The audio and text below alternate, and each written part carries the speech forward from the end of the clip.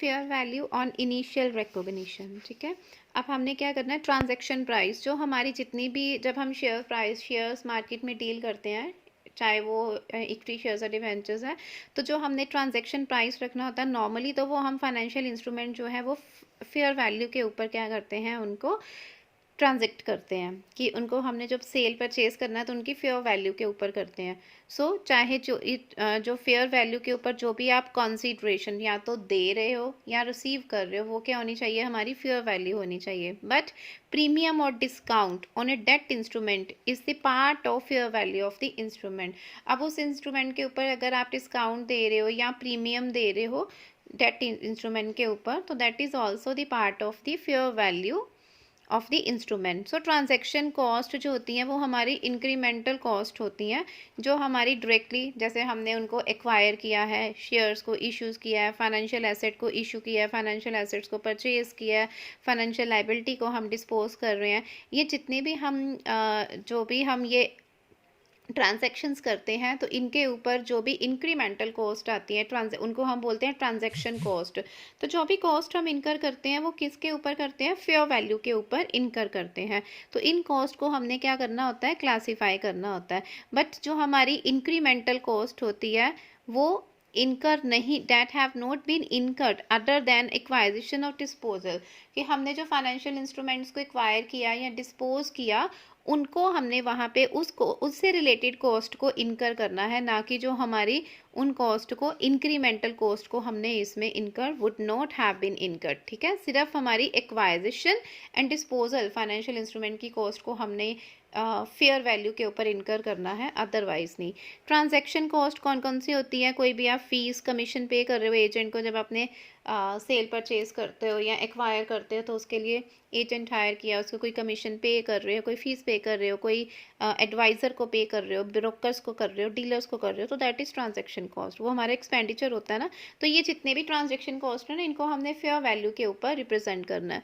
Transfer कोई अपने share prices को ट्रांसफ़र किया है, तो उनसे रिलेटेड जो हमारे टैक्सेस हैं, कोई ड्यूटीज़ हैं, कोई भी जो रेगुलेटरी एजेंसी या सिक्योरिटी सेब भी है उसकी कोई फ़ीस है, वो ये सारी हमारी ट्रांजैक्शन कॉस्ट होती है। But transaction cost do not include the debt premium और डिस्काउंट फाइनेंसिंग कॉस्ट और इंटरनल मैनेजमेंट एक्सपेंस। ये जो हमारे ट्रांजैक्शन कॉस्ट होती हैं, ये हमारी, इनको हम इंक्रीमेंटल कॉस्ट कह सकते हैं, कि हमने डेट को प्रीमियम के ऊपर या डिस्काउंट के ऊपर इशू किया तो हमारी इंक्रीमेंटल कॉस्ट होगी। But transaction cost do not include, transaction cost में ये चीज़ें नहीं आएंगी। उसके बाद नेक्स्ट है रीक्लासिफिकेशन, कि हमारी जो फाइनेंशियल इंस्ट्रूमेंट है उनको हम क्या करते हैं, नॉर्मली तो FTPL कैटेगरी से क्या करते हैं, जो है वो इस कैटेगरी में हम उनको क्लासीफाई नहीं करते हैं, बट बहुत रेयर सर्कमस्टांसिस होते हैं। बट डेरिवेटिव्स जो होते हैं उनको फाइनेंशियल इंस्ट्रूमेंट्स को अगर हम डिज़ाइन किया है, पहले तो हम उनको डेरिवेटिव्स को FTPL का मतलब फेयर वैल्यू, FTPL मतलब fair value through profit and loss, through profit loss. ठीक है, जो हमारी फेयर वैल्यू आती है थ्रू प्रॉफिट और loss, initial is no longer held for this held in the near term.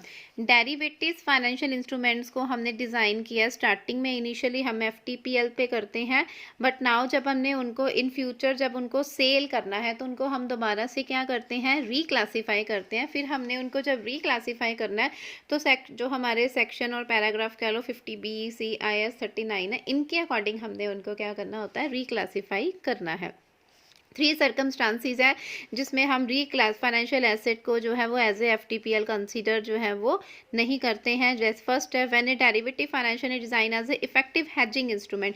अगर आप फाइनेंशियल डेरिवेटिव्स को हैजिंग इंस्ट्रूमेंट करते हो, hedging instruments in a cash flow hedge, मतलब जो आपने फॉरेन ऑपरेशंस में अपनी इन्वेस्टमेंट की है ना, वो इन्वेस्टमेंट आपको इन फ्यूचर हैजिंग इंस्ट्रूमेंट के ऊपर कैश फ्लो, कैश की फॉर्म में मिलनी है, तो वहाँ पे आप उनको फिर FTPL पे नहीं कंसीडर करोगे। अब derivative that was previously designated hedging instrument but has no longer qualify. पहले तो जब स्टार्टिंग में किया था आपने उन इंस्ट्रूमेंट को हैजिंग इंस्ट्रूमेंट माना था, बट इन फ्यूचर वो हैज जो है वो no longer qualify for hedge accounting, फिर वो इन फ्यूचर वो हैज अकाउंटिंग के लिए क्वालिफाइड नहीं है। थर्ड आ जाता है जब financial asset rising out of change in insurance. अगर आपकी इंश्योरेंस अकाउंटिंग पॉलिसीज चेंज हो गई है, जैसे गारंटी चेंज हो गई है, एसेट लाइबिलिटीज चेंज हो गई है, अगर हमारी इंश्योरेंस पॉलिसी अकाउंटिंग पॉलिसीज ही हमारी इंश्योरेंस की अकाउंटिंग पॉलिसी चेंज हो गई है, तो उनको ऑब्वियसली हमें फिर एफटीपी अप्लाई नहीं करना पड़ेगा, उनको दोबारा से क्या करना पड़ेगा, रिक्लासीफाई करना पड़ेगा।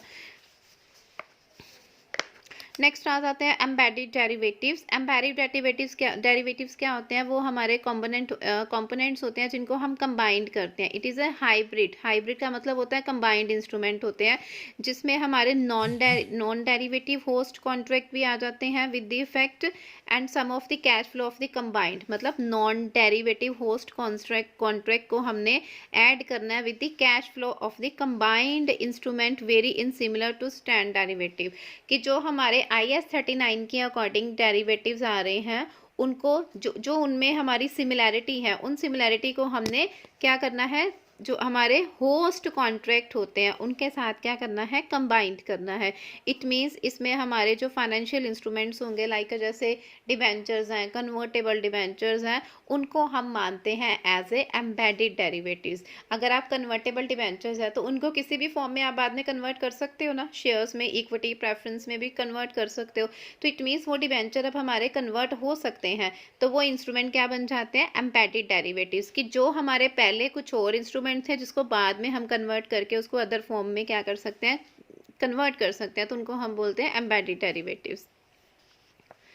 Like a host contract might be A. Host contract क्या हो सकता है, डेट और इक्विटी इंस्ट्रूमेंट है, कुछ आपने लीज पे दिया है, कोई इंश्योरेंस का कॉन्ट्रैक्ट है, कोई सेल परचेज का कॉन्ट्रैक्ट है। सो ये होते हैं हमारे होस्ट कॉन्ट्रैक्ट। अब होस्ट कॉन्ट्रैक्ट को हमने एम्बेडेड डेरिवेटिव्स के साथ क्या करना है, कंबाइंड करना है। मतलब जो हमारे होस्ट कॉन्ट्रैक्ट हैं, जिनकी वजह से हमें जैसे लीज पे दिया है, इंश्योरेंस है, इन सबसे हमें क्या आ रहा है, कैश आ रहा है, तो उनको हमने पर्टिकुलर बेस के ऊपर, अब इंश्योरेंस के ऊपर आपको प्रीमियम भी आता है, सेल परचेज कर रहे हैं तो उसके ऊपर कैश आता है, डेट इक्विटी के ऊपर डिविडेंड और इंटरेस्ट आता है। तो ये जो इंटरेस्ट रेट, कमोडिटी प्राइसेस आते हैं, इनको आपने ऐड कर देना है होस्ट कॉन्ट्रैक्ट के साथ, तो वो क्या बन जाएंगे, हमारे एम्बेडेड डेरिवेटिव्स। नेक्स्ट आ जाता है फिर हेज अकाउंटिंग। अब हेज अकाउंटिंग हमारी क्या होती है, हेजिंग एंड हेज अकाउंटिंग जो है वो हमारे इसमें दी हुई IAS 39 के अंदर दी हुई है, उसमें गाइडलाइंस दी हुई है। अब हेज अकाउंटिंग क्या होती है कि इन hedge stand for defence against a financial, कि हमारे इन फ्यूचर अगर इन हमारे डेरिवेटिव और नॉन डेरिवेटिव, ठीक है, डेरिवेटिव और नॉन डेरिवेटिव इंस्ट्रूमेंट से रिलेटेड अगर इन फ्यूचर में कोई रिस्क होता है, तो उस रिस्क के अगेंस्ट अगर हमें डिफेंस मिलती है, तो that is called the hedge accounting. कि इसमें हमने हेज अकाउंटिंग के अंदर वेरियस टेक्निक्स यूज़ करनी है। टेक्निक्स के थ्रू हमें कोई भी गेन है, जो लॉस अराइज हो रहा है इन इंस्ट्रूमेंट के against, if a designed hatching relationship exist. 3 तरह के हैचिंग रिलेशनशिप होते हैं बेटा। अगर तो ये हैचिंग रिलेशनशिप एग्जिस्ट कर रहे हैं, तो उन वेरियस हैचिंग टेक्निक्स को यूज़ करके आप अपने गेन, मतलब प्रॉफिट्स और लॉसेस को, जो आपको हैचिंग इंस्ट्रूमेंट के थ्रू प्रॉफिट और लॉस हो रहे हैं, तो उनको आप क्या कर सकते हो, वेरियस टेक्निक यूज़ करके सेटल कर सकते हो। लेकिन वो तभी सेटल हो सकते हैं अगर हैचिंग रिलेशनशिप जो है वो एग्जिस्ट कर पाए। कौन कौन से रिलेशनशिप होते हैं, फर्स्ट तो आता है बेटा fair value has. Fair value has means has the exposure arising out the fair value of has item. जो भी आपके हैज आइटम है ना, उनकी जो फेयर वैल्यू एक्सपोजर होगा, जो फेयर वैल्यू होगी, उस वैल्यू को आपने कंसिडर करना है। सेकेंड आ जाता है फिर हमारा cash flow hedge. Cash flow hedge मतलब hedge the exposure arising out of cash flow. मतलब जो आपका कैश फ्लो हो रहा है ना, आउटफ्लो कैश जहाँ पे जा रहा है, तो उसके थ्रू आपको जो हेजिंग आइटम के थ्रू जो भी आपको एक्सपोजर मिल रहे हैं, उसकी वजह से जो आपका कैश आउटफ्लो हो रहा है, उसका जो लॉस होगा वो कंसीडर करना है।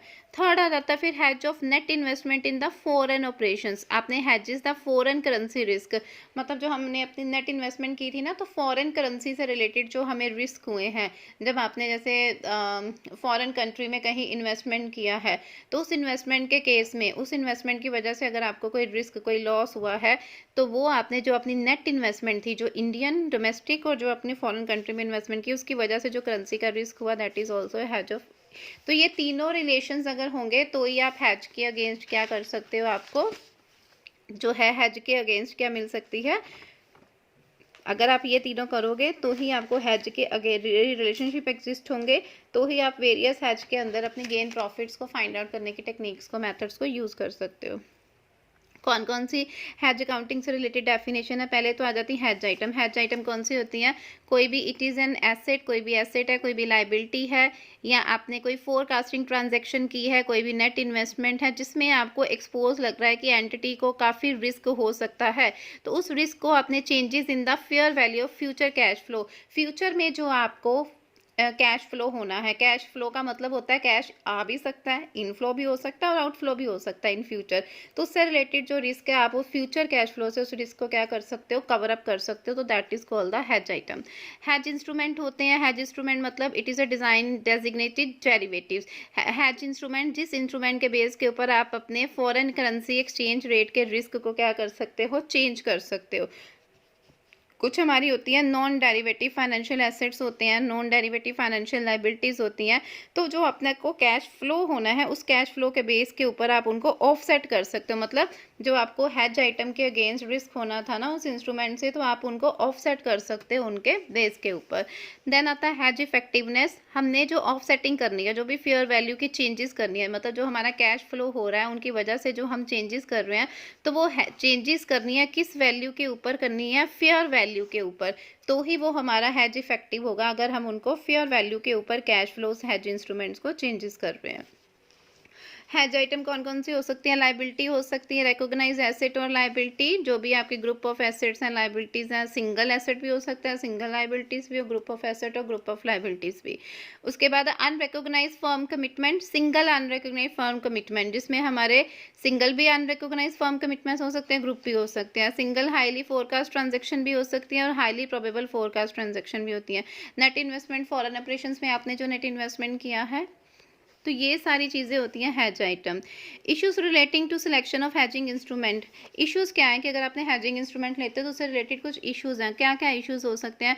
एक तो नॉन डेरिवेटिव फाइनेंशियल एसेट्स और liability can be design only to hedge foreign currency. जो आपकी नॉन डेरिवेटिव फाइनेंशियल एसेट्स और लाइबिलिटीज है ना, उसको आप डेजिग्नेटेड कर सकते हो सिर्फ हैज फॉरेन करेंसी रिस्क से रिलेटेड जो होंगी उन्हीं को। सेकेंड आ जाती है derivative is normally designated as a hedging instrument. जो हमारी डेरिवेटिव होती है नॉर्मली क्या होते हैं, हमारे हैजिंग इंस्ट्रूमेंट होते हैं। सिर्फ एक ऑप्शन को छोड़कर, पुट ऑप्शन को, रिटर्न ऑप्शन को छोड़कर बाकी सारे क्या होते हैं, हैजिंग इंस्ट्रूमेंट होते हैं जो हमारे डेरिवेटिव्स होते हैं। तो जो रिटर्न ऑप्शन होती है वो अगर आप यूज़ करते हो तो उसमें आपको परचेज की ऑप्शन मिलती है। Held to maturity investment can be amortize cost and designated as hedging foreign currency hedge. Held to maturity instrument carried, जो हमने जिस डेट को हमारा इंस्ट्रूमेंट क्या होना होता है, मैच्योर होना होता है। जो हमारे मैच्योर्ड इंस्ट्रूमेंट्स होते हैं अगर उनके अमोर्टाइज कॉस्ट हमने जो है निकाली हुई है, तो अब वो भी हमारे क्या होते हैं, हेज इंस्ट्रूमेंट। मतलब उनकी भी क्या हो सकती है, इन फ्यूचर उनके ऊपर भी हमें क्या हो सकता है, रिस्क जो है वो अराइज हो सकता है। नेक्स्ट आ जाता है investment in an unquoted equity instrument. जो हमने कोटेड इक्विटी इंस्ट्रूमेंट में अगर आप इन्वेस्टमेंट नहीं करते हो, अनकोटेड में इन्वेस्टमेंट करते हो, तो उसमें भी आपको हेज से रिलेटेड उन इंस्ट्रूमेंट के ऊपर क्या हो सकता है, रिस्क हो सकता है। There is a single fair value measure for the hedging instrument. Single fair value measure for hedging instrument भी हो सकता है। इन पूरी एंटायरली के जो है वो सिंगल, मतलब एक हैजिंग इंस्ट्रूमेंट के ऊपर भी उसकी भी फेयर वैल्यू जो है वो आप कंसीडर जो है वो कर सकते हो। अगर ये एंटिटी के अपने अपने जो आउन इक्विटी इंस्ट्रूमेंट है, they can not be designated as a है because it is not a financial asset. जो कंपनी के अपने आउन इंस्ट्रूमेंट होते हैं उनको हम हैजिंग इंस्ट्रूमेंट नहीं कह सकते, बिकॉज वो हमारे ना तो फाइनेंशियल एसेट है ना लाइबिलिटी। अगर आप किसी अदर फर्म में इन्वेस्टमेंट करते हो ना इन फाइनेंशियल इंस्ट्रूमेंट में, उनको आप हैजिंग इंस्ट्रूमेंट बोल सकते हो, अपनी फर्म के इंस्ट्रूमेंट्स को हैजिंग नहीं बोल सकते। इसकी टू एक्सेप्शंस हैं। First one is separating time value and intrinsic value of an option and separating interest element and spot price of A forward contract. Separating time value और जो उनकी इंट्रिंसिक वैल्यू है उनको आपने सेपरेट करना है, और जो इंटरेस्ट आ रहा है और जो स्पॉट फॉरवर्ड कॉन्ट्रैक्ट के ऊपर स्पॉट प्राइस आप रिसीव, इंटरेस्ट तो बाद में रिसीव करोगे ना, लेकिन स्पॉट प्राइस क्या होता है, जब आपने फ्यूचर कॉन्ट्रैक्ट किया ना, कोई फॉरवर्ड कॉन्ट्रैक्ट किया, तो इमीडिएटली साथ ही साइमल्टेनियसली आपने कुछ अमाउंट रिसीव किया स्पॉट प्राइस, तो उनको आपने क्या करना है, सेपरेट करना है। सो हैजिंग इंस्ट्रूमेंट जो होते हैं उसके ऊपर different type of risk involve होते हैं, रिस्क होते हैं। रिस्क आपको क्या होने चाहिए, क्लियरली आइडेंटिफाई होनी चाहिए। हैजिंग इफेक्टिवनेस होनी चाहिए, पॉसिबल टू कि आपने उन हैजिंग इंस्ट्रूमेंट के बेस के ऊपर रिस्क को क्या किया, कैलकुलेट किया, और उन रिस्क को आप आइडेंटिफाई करके क्या कर रहे हो, मीट डाउन जो है वो कर रहे हो। उसके अलावा जो हमारे टू और मोर अदर डेरिवेटिव्स जो हैं वो भी आ सकते हैं। टू और मोर अदर डेरिवेटिव्स देखो हमारे क्या हो सकते हैं कि टू और मोर डेरिवेटिव्स हैं जिनके ऊपर आपको हैजिंग इंस्ट्रूमेंट्स, अगर आपने रिटर्न ऑप्शंस है, रिटर्न ऑप्शंस मैंने पहले भी बोला कि रिटर्न ऑप्शंस के ऊपर आपको हैजिंग इंस्ट्रूमेंट नहीं आते हैं, तो वो जो सिमिलर डेरिवेटिव्स होंगे जिनको आप रिटर्न ऑप्शन के साथ क्या कर सकते हो, कंबाइन कर सकते हो। So similar derivative instrument that combine a return option and purchase option, तो उनका जो नेट इफेक्ट होगा that can not be design as a hedging instrument. जो आपकी रिटर्न ऑप्शन है या परचेज ऑप्शन है उनका जो नेट इफेक्ट आएगा ना, अगर आप उनको कंबाइन कर देते हो रिटर्न और परचेज कंपोनेंट को, तो उसको आप हैजिंग इंस्ट्रूमेंट नहीं बोलोगे। क्यों नहीं बोलेंगे, बिकॉज हमारा जो रिटर्न ऑप्शन है वो हैजिंग के अंदर नहीं आता। दो या दो से ज़्यादा, टू और मोर नॉन डेरिवेटिव फाइनेंशियल जो हमारे इंस्ट्रूमेंट्स होंगे that can be designated as a hedging instrument, उनको आप हैजिंग इंस्ट्रूमेंट कह सकते हो। That be designated hedging instrument for hedging foreign currency risk. जब आप फॉरेन करेंसी में डील करते हो, ठीक है, तो हमें फॉरेन करेंसी का रिस्क हो सकता है, तो अगर नॉन डेरिवेटिव फाइनेंशियल इंस्ट्रूमेंट है तो उनको हम क्या बोल सकते हैं, हैजिंग इंस्ट्रूमेंट बोल सकते हैं, क्योंकि उनके ऊपर क्या हो रहा है, हमें फॉरेन करेंसी का रिस्क जो है वो उनके ऊपर हो सकता है अप्लाई। उसके बाद ये दिए हुए हैं कुछ क्वालिफाइंग कंडीशंस दी हैं। हैज अकाउंटिंग तभी अप्लाई होगा, हैजिंग तभी अप्लाई होगा अगर ये 5 कंडीशंस फुलफिल होंगी। First one is designation of hedging relationship and documentation. सबसे पहले तो जब आपने हैजिंग इंस्ट्रूमेंट इशू करने हैं तो उसके लिए proper relationship, designation and documentation में हैजिंग रिलेशनशिप होना ज़रूरी है। रिलेशनशिप के लिए प्रॉपर स्ट्रेटजीज बनी होनी चाहिए, मैनेजमेंट का ऑब्जेक्टिव सेट होना चाहिए कि वो कितना अंडरटेक कर सकते हैं हैज को। हैज मतलब जो रिस्क हो रहा है इन फ्यूचर उनको रिस्क होना है, उसको कितना वो कैपेसिटी है उनकी कि वो उसको अंडरटेक कर सके। तो उसके लिए डॉक्यूमेंट्स होने चाहिए। Documentation include identification of hedging instrument, पता होना चाहिए कौन से इंस्ट्रूमेंट है जो हैज के अंदर आते हैं, हैजिंग आइटम और ट्रांजेक्शन, नेचर ऑफ रिस्क, कैसा रिस्क हो रहा है, how to entity assess the hedging instrument effectiveness, कैसे वो हैजिंग इंस्ट्रूमेंट की इफेक्टिवनेस को कैलकुलेट कर सकते हैं। कैलकुलेट का मतलब कि जैसे उनके जो भी कैश फ्लोज हैं उनके उन्होंने फेयर वैल्यू जो फाइंड आउट करनी है तो वो कैसे कर सकते हैं, that is documentation. Hedging effectiveness होनी चाहिए कि उनके पास हाईली इफेक्टिव ऑफसेटिंग, उनके पास इतनी कैश फ्लो होना चाहिए कि अगर उनको हैज रिस्क हो भी रही है ना तो उन रिस्क को वो क्या कर सकते हैं, अपनी जो उनके पास कैश फ्लो है उसमें से क्या कर सकते हैं, ऑफसेट कर सकते हैं। कि अगर हैजिंग के ऊपर रिस्क हो भी रहा है तो रिस्क जितना भी उनके पास कैश फ्लो है